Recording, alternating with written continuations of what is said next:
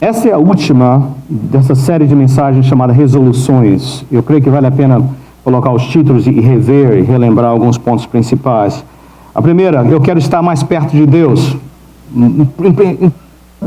Importantíssimo. E não há melhor maneira que ouvindo de Deus através da sua palavra. Deus fala conosco de maneiras diferentes, mas a sua palavra, e falando com Ele em oração, esse contato mais perto de Deus. Nós vimos também que nós precisamos resolver que eu vou crer e esperar. É tão bom quando nós oramos e a resposta vem. Mas muitas vezes, e a Bíblia está cheinha de homens e mulheres de Deus que esperaram muito tempo e nunca desistiram. Então preciso crer e esperar. Aprendemos também que nós não podemos andar sozinhos. Aqui mesmo nesse recinto, nós já estamos aqui em Newark com 8 grupos familiares. Isso é muito bom, gente, bom demais. E não há outra maneira. Eu nunca vou poder saber o que eu preciso ser transformado, mas o outro sabe. Os outros veem os nossos erros. Nós enxergamos muito bem os erros dos outros. Precisamos uns dos outros. Esse ânimo. Essa semana eu recebi um telefonema falando de um testemunho, né? Falando como havia sido abençoado pelo testemunho do outro companheiro. E conhecendo a almas, o meu coração se alegrou tanto. Você não pode andar sozinho nesse caminho. Eu vou cumprir a missão que Deus me confiou. O Senhor nos colocou aqui somente para receber bênçãos? Sim, mas Ele nos deu uma missão. Precisamos cumpri-la. Nós aprendemos também que eu vou lutar em oração por aqueles que Deus me deu. Aquela parábola ficou tão gravada em mim, né? Aquele evento em que Jesus está contando que havia uma figueira para ser cortada porque não dava fruto. Mas alguém entra e fala: Senhor, dá mais um ano. Eu vou afofar a terra, vou adubar, vai dar fruto no ano que vem. Isso é a nossa oração, intercessão. Senhor, não dá mais tempo para o meu filho, para minha filha, para meu marido, para minha esposa, Senhor, para o meu amigo. Sempre falando assim em nome de Jesus. Lutem por eles. Aprendemos também, eu vou andar na contramão deste mundo. Notou que lá na sexta, à medida que você se aproxima de Deus, nós passamos a ser cada dia, como a palavra diz, cada dia sendo transformados à semelhança do seu Filho. E é impossível sermos transformados e não andarmos na contramão desse mundo. Os valores, os princípios, as escolhas, o uso dos nossos recursos, do tempo, tudo começa a mudar. Então nós estamos na contramão deste mundo.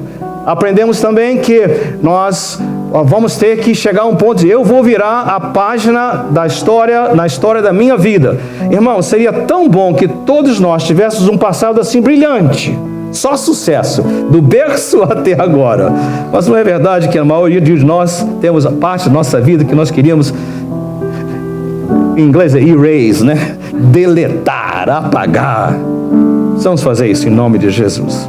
Senhor, isso foi o passado. Agora eu estou em Cristo, sou uma nova criatura, em nome de Jesus. Essa decisão, eu vou mudar, eu vou mudar a minha atitude, a questão de fé, daquela mulher que vem e toca no manto de Jesus, né? Ela vem e esse mudar a atitude, eu vou crer, o Senhor tem poder, e eu creio. E nós vimos semana passada, eu vou viver com nada, semana passada não, retrasada, eu não estava aqui semana passada, né? Eu vou viver com nada, mas com tudo. A palavra é tremenda, mas é aquele testemunho da Débora Freitas, lembra-se dela, aquela jovem, né? Que no momento que ela disse, Jesus, oh Deus, o Senhor é suficiente. Sem nada, o Senhor é tudo. Deus mudou a história, mas mesmo que Ele não mudasse, isso assim tem que ser. Caso você perdeu essas mensagens e queira voltar, você pode ver lá no YouTube ou no Facebook. E hoje nós vamos trabalhar com o tema, eu vou manter o mais importante em primeiro lugar. Em inglês é mais fácil, fala assim, first things first. Já ouviram esse significado? Primeiras coisas primeiro. Tá? Então esse vai ser o tema que nós vamos estar falando hoje. Vou chegar ao texto bíblico daqui a pouquinho. Obviamente que nós tínhamos planos para a igreja. Nós, comigo, juntos, planejando. Esse período agora, na quarta-feira de cinzas, começa o que nós chamamos de Lent, L-E-N-T, mas em português fica quaresma, porque são 40 dias. Infelizmente, o mundo e a igreja estragaram tudo isso. E quaresma fica assim, a quarta-feira de cinza virou um negócio, né? O pessoal peca à vontade de sexta até terça e depois, na quarta-feira, com a maior cara sem vergonha, vem lá, põe para cinza, perdão, Senhor. Desculpa se eu estou ofendendo você, né? Mas às vezes fazemos isso. Cara de pau, não é isso? Mas nós não vamos deixar o inimigo roubar de nós, porque no início era um ato de contrição. O carnaval não estava na história. Mas 40 dias, da quarta-feira até a Páscoa, a ressurreição de Cristo, são 40 dias. São os 40 dias que Cristo ministrou, lembra-se? Que ele apareceu aos discípulos, veio e ressuscitou. Então é um período extremamente importante. É um período de nós olharmos para dentro, fazermos uma revisão. Senhor, Jesus está com os discípulos relembrando. Olha, passei 3 anos, vamos relembrar o importante? A questão do abster-se, abstenção de alimentos, coisas assim, jejuns e tudo mais, isso é um período, não é para a gente ganhar mais crédito com Deus, não. É um período que nós investimos sabendo, Senhor, que grande benefício o Senhor alcançou para mim. E eu quero tomar posse disso. Então, seja qual for o jejum que você estabelecer, a abstenção de alimentos que você fizer, faça-o do ponto de vista que você quer. Senhor, eu quero estar esquecendo, não tem tempo nem de comer, não tenho tempo nem de fazer outra coisa. Abra mãos, para quê? Para estar com o Senhor, porque senão é só um ritual que não vale nada, mas são 40 dias de preparação, tá? Então eu vou manter o importante em primeiro lugar. Irmão, sem drama, ok? Assim que veio a notícia, e aí foi aumentando, 44, 6 semanas, aquele negócio, eu falei, tem que aprontar um monte de coisa para botar em ordem. Mas sabe o que eu descobri? Que não dá para fazer, não tem tempo suficiente. Desisti. E fiquei pensando, Senhor, eu vou poder falar à igreja nesse domingo, sua graça volta no dia de Ramos. Mas, Senhor, just in case, caso o Senhor tenha outros planos, o que eu gostaria que esses irmãos guardassem com eles? Qual seria assim o sumo, aquilo que é importante? E como o pastor Nélio, nosso pastor fundador, falava, né? Se você se esquecer de tudo, não se esqueçam disso.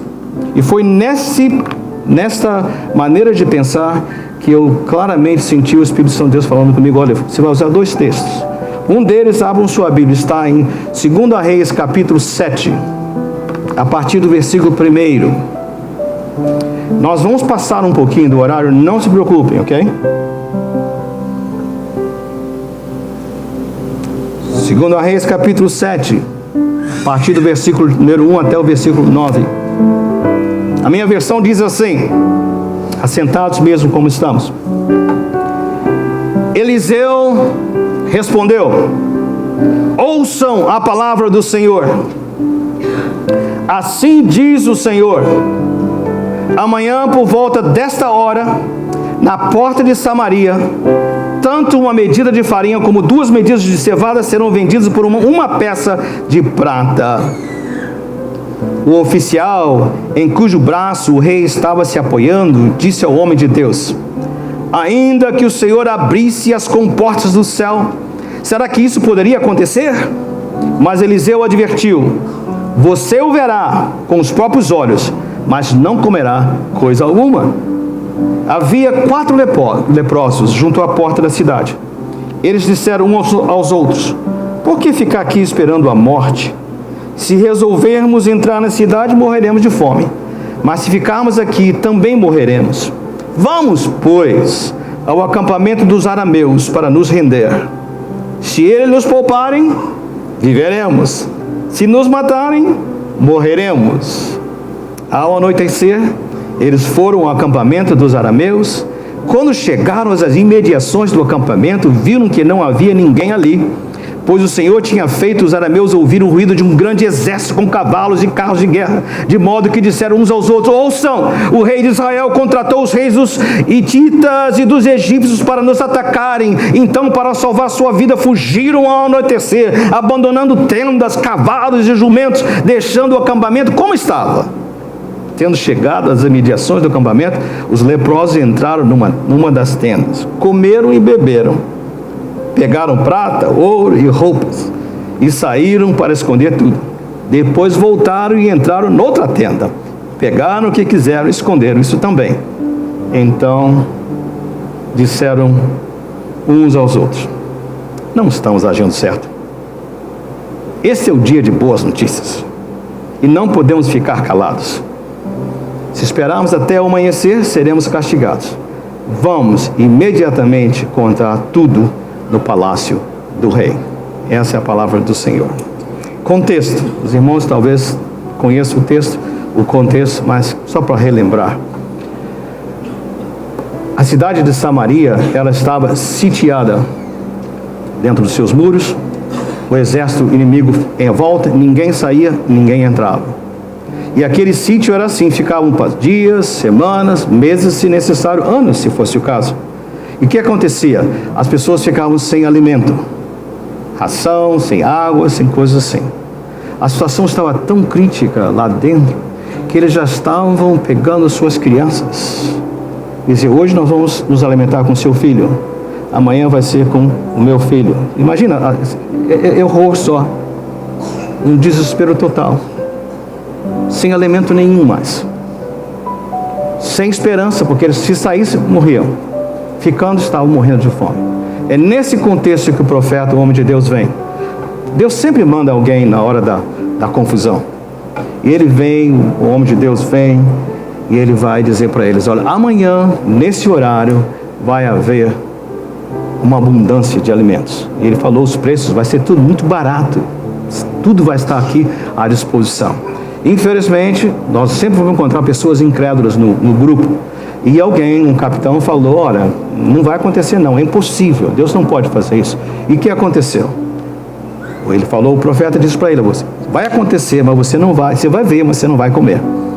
E ele foi atropelado. O povo saiu numa correria tão grande que ele não pôde, ele só viu, mas não pôde realmente participar. Qual é o ponto? Eu tenho aqui uma colocação para nós. Olha o primeiro ponto que está na sua folha. Esses leprosos, 4 leprosos, fizeram uma decisão. E a decisão deles foi: eu vou viver no sobrenatural. E eu peguei apenas um pedacinho do verso 3, que nós lemos ainda há pouco. E diz assim: havia 4 leprosos junto à porta da cidade, e eles disseram uns aos outros: por que ficar aqui esperando a morte? Por que morrer aqui? Qual foi a palavra que o Senhor colocou no meu coração? No caso aqui, eram pessoas que estavam leprosos, por isso estavam do lado de fora, já estavam excluídos. Lepra representava uma doença terminal que não havia cura, e queria dizer que se tinha que ficar separado da comunidade também. Então já era uma situação difícil. Mas é difícil até da gente calcular quem era passando pior, os 4 leprosos ou o povo dentro da cidade comendo os próprios filhos. Imagina o que mais estava acontecendo ali: o desespero. Qual foi o quadro? É que aqueles 4 fizeram uma decisão que eu penso que todos nós precisamos fazer. Irmãos, em alguns momentos apenas, se a gente para da correria louca dessa vida e olhamos o mundo que nós vivemos e as dificuldades que nós enfrentamos, as lepras que nós estamos tratando com ela, tudo aquilo que nos assola, chega uma hora que nós temos que fazer a seguinte resolução: o que é que eu vou fazer? Eu vou continuar resignadamente a viver desse jeito? Ou chegou a hora de eu tomar uma posição, uma decisão? E eu creio que esses aqui, 4 leprosos, fizeram uma decisão assim: por que eu vou morrer aqui agora? Se existe uma possibilidade, eu vou atrás dela. Você está captando desse ponto aqui? Eu vou atrás dela. Por que eu vou me resignar à enfermidade, ao problema de relacionamento, às dificuldades? Por quê? Se há algo mais, eu vou buscar. Foi uma decisão que eles fizeram. Eles disseram: por que eu vou morrer aqui? Não vou capitular. Então eles fazem isso. E ao pensar nisso, eu disse: todos os momentos, você e eu estamos sendo chamados para tomar essa decisão. Onde eu estou não é onde Deus quer que eu esteja. Eu sei disso, você sabe disso. E por que eu vou me resignar a ficar aqui?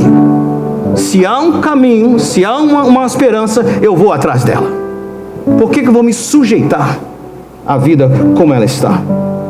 E aí, como dos anos 70, eu me lembrei de um cântico que nós cantávamos dos primeiros anos de conversão. E mais recente, mais tarde também.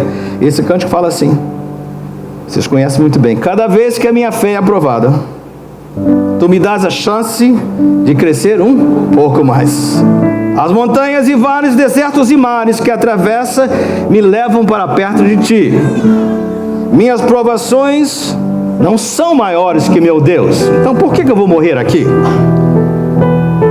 Minha vida se revestirá do seu poder. Se diante de mim não se abrir o mar, Deus vai me fazer andar por sobre as águas. Não vou ficar parado. Rompendo em fé, minha vida se revestirá do teu poder. Rompendo em fé, com ousadia, vou mover aonde? No sobrenatural. Não é negar o óbvio, mas é recusar-se a viver sitiado, é recusar-se a viver leproso, é recusar-se a viver separado, derrotado. É uma tomada de posição. Com ousadia vou mover no sobrenatural, vou lutar e vencer, vou plantar e colher. A cada dia eu vou viver, rompendo em fé. Eu creio, irmãos, que rompendo em fé é viver no sobrenatural e que saber que Deus é por nós. As minhas provações, as circunstâncias que nós enfrentamos, elas não são maiores que o meu Deus. E é de resolver que cada dia eu vou viver rompendo em fé. Eu não sei qual é o sítio que você está sitiado, o que está sitiando você. Eu não sei quais são as hostes inimigas que estão te assolando. Eu não sei qual é a lepra com a qual você está lidando. Eu não sei, mas eu te peço, não fique preso ao mundo onde você está. Caminho para o Senhor onde tem a esperança. Rompendo em fé. Faça a decisão. Eu vou viver no sobrenatural. Seja como aquela mulher que disse: se eu apenas tocar no manto de Jesus, a minha vida vai ser transformada. Mas você não aprendemos mais com esses 4 leprosos. Eu vou compartilhar o que tenho vivido, para quê? Para que outros também sejam abençoados. Olha só o texto aqui do versículo número 9, eles falam assim: então disseram uns aos outros, não estamos agindo certo. Eu não posso guardar isso, nós não podemos guardar isso só para nós. Irmãos, nós vivemos em um mundo que insiste que religião, experiência com Deus é algo privado, particular. Sua religião, minha religião. Eu não falo contigo, você não fala comigo. Você vive do seu jeito, tá. Irmãos, se nós encontramos aquele somente que pode cuidar, curar, libertar, nós não podemos ficar calados. Nós não estamos agindo certo quando nós guardamos isso para nós. Quanta gente querida, importante ao nosso redor, faminta de significado, faminta de realização, sofrendo de autoestima, sofrendo com problemas de rejeição, que seja. Nós não podemos ficar calados e dizer: ok, não. Precisamos dizer: gente, achei, gente, encontrei a solução, gente, encontrei o Salvador. Nós não podemos fazer isso. Precisamos compartilhar, falar com aqueles que estão ali. Nós não agimos certo quando guardamos só para nós. Isso ficou bem claro, né? CCP, eu quero que você lembre disso. Resolva. Nossas circunstâncias nós não controlamos, mas nós podemos resolver. Eu vou andar no sobrenatural, e tendo experimentado isso para a minha vida, eu vou compartilhar com aqueles ao meu redor, seja qual for. Mas há um próximo texto que eu gostaria que você olhasse comigo. Lá em Marcos capítulo 2, logo no início de Marcos capítulo 2, versículos de 1 a 5, que completa o nosso último ponto. Poucos dias depois, Marcos 2, versículo 1, tendo Jesus entrado novamente em Cafarnaum, o povo ouviu falar que ele estava em casa. Então muita gente se reuniu ali, de forma que não havia lugar nem junto à porta, e ele lhes pregava a palavra. Vieram alguns homens, trazendo-lhe um paralítico, carregado por 4 deles, 4 leprosos, 4 amigos. Não podendo levá-lo até Jesus por causa da multidão, removeram parte da cobertura do lugar onde Jesus estava e pela abertura no teto baixaram a maca em que estava deitado o paralítico. Vendo a fé que eles tinham, Jesus disse ao paralítico: filho, os seus pecados estão perdoados. Qual a última lição? Eu vou fazer o que for necessário. Olha esse restante de frase. Não importa o custo, para que meus amigos também tenham um encontro com Jesus. Vou fazer. Olha o verso. Vieram alguns homens, trazendo-lhe um paralítico carregado por 4 deles. Se no primeiro ponto de hoje eu estava vendo, estava forte no meu coração, igreja, não se esqueçam disso. Escolham. Todos nós temos desafios, todos nós temos situações que parecem maiores do que tudo, mas elas não são maiores que o nosso Deus. Então resolva, eu vou viver no sobrenatural, não importa. Aprendemos também, não guarde só com você, mas eu creio que esse texto nos ensina algo mais. Quando você andar no sobrenatural, quando você estiver andando no sobrenatural e contando para outros, muitos virão correndo. O que você tem que eu não tenho? Eu me lembro, foi assim na minha conversão. Eu fui tão impactado que eu disse: que é isso? Me conte, que segredo é esse? Como é que essa coisa funciona? De onde vem essa alegria toda? De onde vem esse sorriso todo? Essa confiança? Então alguns virão correndo, mas infelizmente há tantos que não conseguem ver, que não podem ver. O próprio Jesus encontrou no Evangelho de Marcos, ele conta de um paralítico. Havia lá uma lenda de que havia uma água e que certa hora o anjo vinha, mexia na água e o primeiro que chegasse na água era curado. E Jesus chega ali e tem um paralítico. Pergunta a ele: quanto tempo você está aqui? 38 anos. Por quê? Porque eu tenho esperança de chegar até a água. Mas toda vez que eu vou, alguém chega primeiro. Eu creio que o Senhor estava dizendo: gente, a gente na nossa vida, nós precisamos falar para todos, mas tem alguns que nós vamos ter que carregar, e vai dar trabalho, porque alguns são pesados, e o problema é sério. Paralíticos, alguns são paralíticos pelos laços, do vício, do álcool, da droga. Outros por prisões emocionais, outros por questões não resolvidas, outros porque tiveram talvez uma vida tão miserável, tanto abuso, que a sua cabeça já não funciona direito. Você ouve as promessas de Deus, crê por alguns momentos, mas daqui a pouco fica bambo outra vez. Então a gente que nós vamos ter que colocar na maca e carregar e dizer: vamos que vamos para encontrar com Jesus. Mas às vezes há tanta gente à procura e com necessidade de Jesus que não dá nem para entrar. Então esses 4 amigos, olha que amigos, quem não queria ter amigos assim? O que eles fizeram? Sobem ao teto, era como se fosse ali, aquele patamar, não dá para entrar pela porta, eles cavam um buraco. Imagina o custo, né? Abre um buraco, tamanho da maca, os 4 com peso, olha ali baixando o seu amigo. Entra no meio do povo, na frente de Jesus. Imagina a reclamação de quem estava ali cedo, quem levantou cedo para pegar a senha, para ver Jesus, né?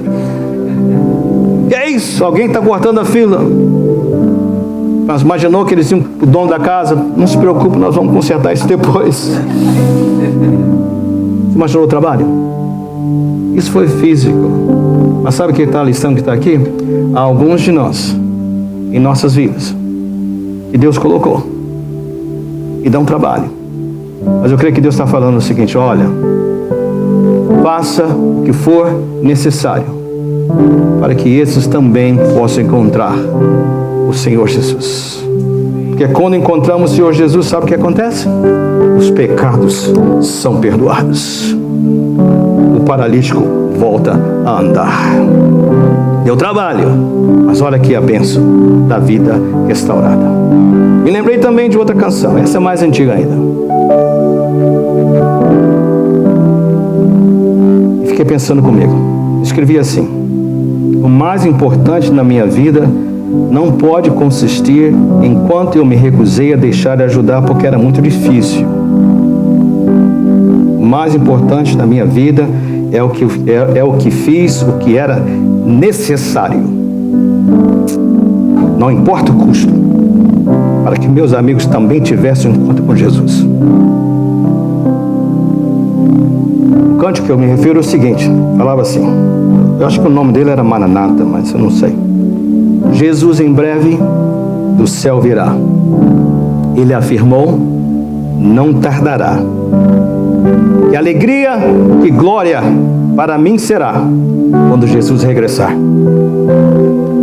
Tem vários versos, mas o próximo verso fala assim: em breve os mortos ressurgirão, velhos amigos se encontrarão, e juntos unidos no céu irão, quando a trombeta ecoar. Quando eu me lembrei desse cântico, nesse contexto, quero me lembrar daqueles que deu trabalho para levar até Jesus. Eu pensei, eu quero encontrar todos os meus amigos no céu, todos eles, mas principalmente aqueles que eu fiz parte do grupo, que carregaram a maca, que subiram num telhado, que fizeram um buraco, que abaixaram a maca por meio de cordas, que deu trabalho, deu suor, teve custo, teve dores, teve lágrimas. Mas no final, para ver o amigo com os pecados perdoados por Jesus, curado da sua paralisia, uma nova criatura em Jesus. Acho que você pegou a ideia, né? Que alegria, que glória para mim será quando Jesus regressar e velhos amigos se encontrarão. Lembre-se, eu não posso fazer o paralítico andar, mas Jesus pode. Eu não posso liberar o viciado da maldição das drogas, mas Jesus pode. Eu não posso convencer aquele que já está tão machucado que não pode crer em nada, mas Jesus pode. Eu não posso escrever um novo capítulo na vida de ninguém, mas Jesus pode. Vamos concluir? Eu creio que esses dias foram bons para fazer o seguinte: o que é importante e o que é urgente? Urgente é o dia a dia, a sobrevivência. Importante é viver no sobrenatural. Compartilhar essa bênção maravilhosa. Lutar a qualquer custo por aqueles que Deus colocou no meu caminho. Não importa o que seja. Isso é importante. Urgente a gente dá conta. Urgente passa. O importante é eterno. Eu disse, Senhor, eu preciso mudar isso aqui. O importante precisa ser em primeiro lugar. Tá? Fiquei pensando também o seguinte: só entender isso não é suficiente. Quando veio essa notícia da questão de saúde, nós reagimos. Mas eu creio que no aspecto espiritual nós precisamos ser ativos e não passivos. Não espere você estar numa situação difícil para começar a viver esses princípios. Mesmo que você esteja bem, comece a viver os princípios agora. Creia. Participe, tome posse. Seja proativo, não reaction, né? Reagindo. Faça isso. Uma outra maneira de dizer assim: não deixe a vida dirigir você. Dirija a vida. Não deixe as circunstâncias ditarem como é que o seu dia, a sua vida vai ser. Você dita para as circunstâncias como a sua vida vai ser, porque Jesus é com você, Ele é por você. Terminando na entrevista com o médico, né? A minha esposa é um fenômeno, viu? Muitas áreas, vocês já sabem disso, né? Então, o médico muito agradável, gostamos muito dele, as referências eram boas, eu estava bem impressionado com ele. Ela falou assim: senhor doutor, o senhor é crente? Ou... eu falei, ai. Ele falou, eu sou filho de luteranos, a minha esposa é católica, tá? Ela falou assim, eu vi que o senhor já fez teologia, religião. Aí eu falei, assim comigo. Onde que Cláudia descobriu isso? Aí ela falou, aí foi no Google, na internet. Foi lá e fez na internet. Ok. E aí, como é que é? Como é que foi? Qual a sua experiência? Eu falei, gente, agora já estamos fora de jogo, já deixou de saúde, né? Sei que ele começou a falar, e ele trouxe um teólogo, né? Eu me lembro da minha época de faculdade, de seminário, Kierkegaard, um teólogo muito famoso, né? E ele falou importante, ele falou uma eloquência, ele falou o seguinte, você não pode ser uma pessoa que viva apenas dos rituais. Esse teólogo falava, né? A sua vida tem que ser 24/7. Domingo você faz o ritual, mas a sua prática, no momento que acabou o culto, você agora começa a prática. Falou, o homem tá, né? Foi muito bom. Eu fiquei impressionado. E outra palavra que eu queria acrescentar é o seguinte, gente, vamos ser ativos, planejar, Senhor, como é que meus caminhos vão mudar a partir de hoje? Se isso é que é importante, como é que eu mudo isso agora? Mas também, Senhor, eu não quero ficar apenas esperando até o próximo domingo. As pessoas falam assim erroneamente, domingo eu vou encher o meu tanque. Não, meu amado. Domingo você fez festa pelo tanque cheio da semana inteira. Tome posse. Viva no sobrenatural, comece a compartilhar agora. Seja como Cláudia. Não perca nenhuma oportunidade de falar de Jesus. Confesso a vocês que eu estava meio envergonhado assim.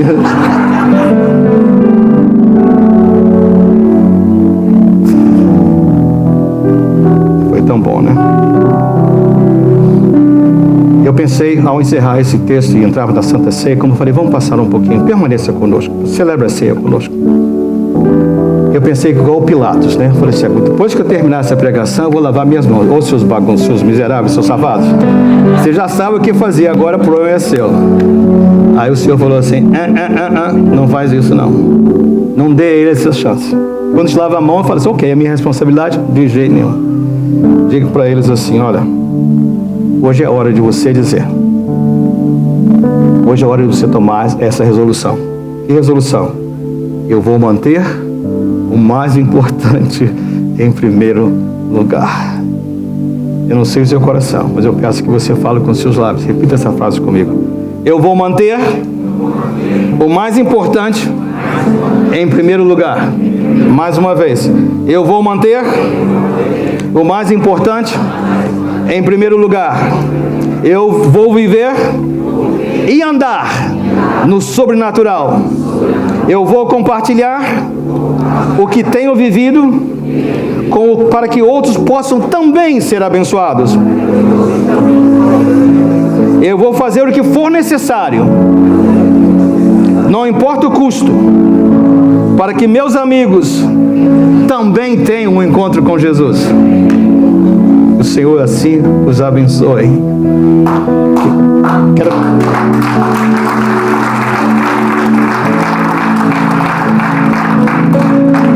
Quero convidar nossos irmãos presbíteros que vão me ajudar na celebração da Santa Ceia para que venham aqui agora, em nome do Senhor Jesus.